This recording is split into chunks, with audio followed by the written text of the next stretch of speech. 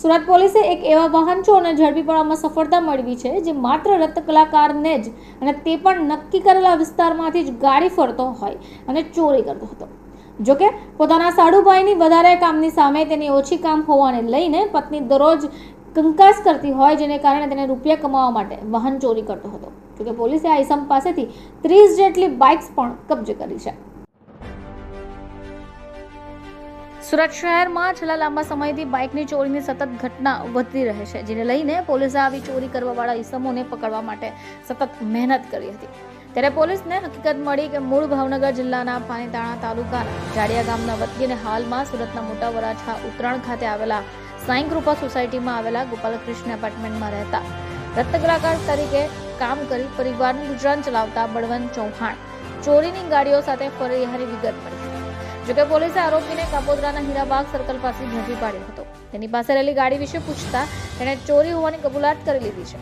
જોકે પોલીસે આરોપીને કડકાઈથી વધુ પૂછપરછ કરતા આરોપી બળવંતનો સાડુભાઈ વધુ કામ કરતો હોય, પૈસા કમાતો હોય અને પોતે ઓછું કમાતા હોવાને લઈને પત્ની દરરોજ કામને લઈને ઘરમાં કંકાસ કરતી હતી, જેને લઈને પોતે રૂપિયા વધુ કમાવા માટે વાહન ચોરી કરવા રવાડે ચડી ગયો હતો। પોતે રત્ન કલાકાર હોવાને લઈને સુરતના કાપોદ્રા વરાછા તથા ગામના વિસ્તારના રત્ન કલાકાર કામ પર જાય ત્યારે ગાડી પાર્ક કરે છે, પોતાની પાસે રહેલી ચાવી વડે ખોલી તેની ચોરી કરી સંતાડી દેતો હતો। અત્યાર સુધીમાં ચોરી કરેલી ગાડી અંદાજિત 30 જેટલી ગાડી સૌરાષ્ટ્ર વેચવાની તૈયારી કરતો હોય અને પોલીસે તેને ઝડપી પાડ્યો છે। જોકે આરોપીએ કાપોદ્રા વિસ્તારમાંથી 8 ગાડી, વરાછા વિસ્તારમાંથી 11, કતારગામ વિસ્તારમાંથી 7, અમરોલી વિસ્તારમાંથી 2, સચિન વિસ્તારમાંથી 1, મૈદરપુરા વિસ્તારમાંથી 1 ગાડી ચોરી કરવાની કબૂલાત કરી લીધી છે।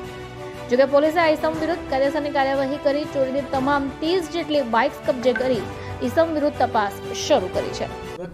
શહેરની અંદર જે વાહન ચોરીના બનાવો બની રહ્યા છે તેને અટકાવવા માટેથી અને જે ચોરીઓ થઈ છે વાહનની તે શોધી કાઢવા માટેથી પોલીસ કમિશનર સાહેબની સૂચના મુજબ સુરત શહેર ક્રાઇમ બ્રાન્ચ દ્વારા એમના અલગ અલગ ટીમો કાર્યરત કરવામાં આવેલી હતી। પોલીસ ઇન્સ્પેક્ટર શ્રી રાઠોડ અને એમની ટીમ આ ગુનાઓ શોધવા માટેથી પ્રવૃત્તિશીલ હતી। એમના પીએસઆઈ શ્રી રાઠોડ, એમના ડીકે રાઠોડ અને એમની ટીમ દ્વારા સતત આ પ્રકારના જે વાહન ચોરીના 2 વ્હીલર વાહન ચોરીના બનાવો છે એ કયા કયા વિસ્તારમાં બન્યા છે એ વિસ્તારોની વિઝિટ કરવામાં આવેલી, ક્રાઇમ મેપિંગ કરવામાં આવેલું, સીસીટીવી ફૂટેજના પણ ચકાસવામાં આવેલા હતા। ભૂતકાળમાં જે પકડાયેલા ગુનેગારો છે તે બાબતે પણ ગહન અભ્યાસ કરેલો હતો અને આ તમામ વિગતોને તાળા મેળવી અને એક આરોપી છે જેનું નામ બળવંતભાઈ વલ્લભભાઈ ચૌહાણ, એ મૂળ ભાવનગર જિલ્લાના પાલીતાણા તાલુકાનો જાડિયા ગામનો વતની છે અને સુરતની અંદર ઉત્તરાણ વિસ્તારમાં રહે છે। આ બળવંત વલ્લભભાઈ ચૌહાણને એક મોટરસાઇકલ સાથે, જે ચોરીની મોટરસાઇકલ હતી એની સાથે હીરાબાગ સર્કલ પાસેથી પકડી પાડવામાં આવેલ અને આરોપીને ક્રાઇમ બ્રાન્ચ ખાતે લાવીને પૂછપરછ કરતા આ આરોપીએ વધુ 29 મોટરસાઇકલો ચોરી હોવાની હકીકત જણાવતા આરોપીને સાથે રાખી પંચનામું કરી બીજી અન્ય 29 મોટરસાઇકલો આરોપીના કબજે કરવામાં આવી છે। આમ સુરત શહેરની અંદર અલગ અલગ પોલીસ સ્ટેશન જેવા કે વરાછામાં 11 મોટરસાઇકલ ચોરી, કાપોદ્રા પોલીસ સ્ટેશનમાં 8, કતારગામ પોલીસ સ્ટેશનમાં 7, અમરોલીમાં 2, મહિધરપુરામાં 1 અને જીઆઈડીસી પોલીસ સ્ટેશન વિસ્તારમાં 1, આમ કુલ 30 વાહન ચોરીના ગુનાઓનો ભેદ ઉકેલવામાં આવ્યો છે। આરોપીના કબજામાંથી કુલ 30 મોટરસાઇકલો કબજે કરવામાં આવી છે।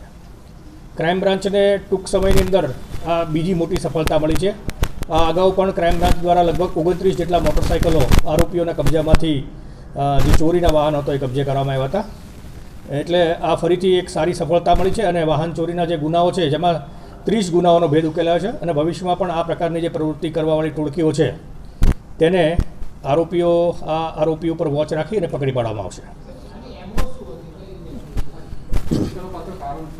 આરોપી છે એણે એક હીરા ઘસવાના કારખાનામાં કામ કરતો હતો અને મોટાભાગે બપોરના સમયે, રિસેસના સમયે અથવા તો કારખાનાનો સમય પૂરો થાય ત્યાર પછી ડુપ્લિકેટ ચાવી લઈ અને મોટરસાઇકલોને જે પાર્કિંગની અંદર ખાસ કરીને હીરા ઘસવાના જે કારીગરો છે તેવા પાર્કિંગમાં જઈ અને મોટરસાઇકલની ચોરી કરતા હતા. ચોરી કરવાનું કારણ આરોપીની જે પ્રાથમિક પૂછપરછ છે એમાં એવું જણાવ્યું છે કે એમની પત્ની સતત એવા એને મેણા મારતી હતી કે એમના જે બનેવી છે એની પત્નીના બનેવી એટલે કે આરોપીના સાઢુ એ ખૂબ સારું કમાય છે અને તમે હીરાના કારખાનામાં કામ કરો છો તો બહુ ઓછું તમે કમાવો છો. અને આવા મેણા ટોણા સાંભળી અને આરોપીના કહેવા મુજબ એણે વાહન ચોરીની શરૂઆત કરેલી હતી. એને એવું હતું કે એક બલ્કની અંદર મોટરસાઇકલો જો મારી પાસે આવી જાય 8-10 લાખ રૂપિયાના મોટરસાઇકલ એક સાથે વેચીશ અને હું કોઈ ધંધામાં અથવા તો હીરાના કામમાં જેટલું કમાયો છે એવું બતાવવા સારુંથી ચોરી કરતા હતો એવી હકીકત અત્યારે બતાવી છે. તેમ છતાં પણ ખરેખર ચોરી કરવાનું કારણ શું છે અને આ સિવાય પણ કોઈ આરોપીઓની સાથે સંડોવાયેલા છે કેમ તેની અત્યારે ઊંડાણપૂર્વકની તપાસ ચાલુ છે. Bureau report channel live witness Surat.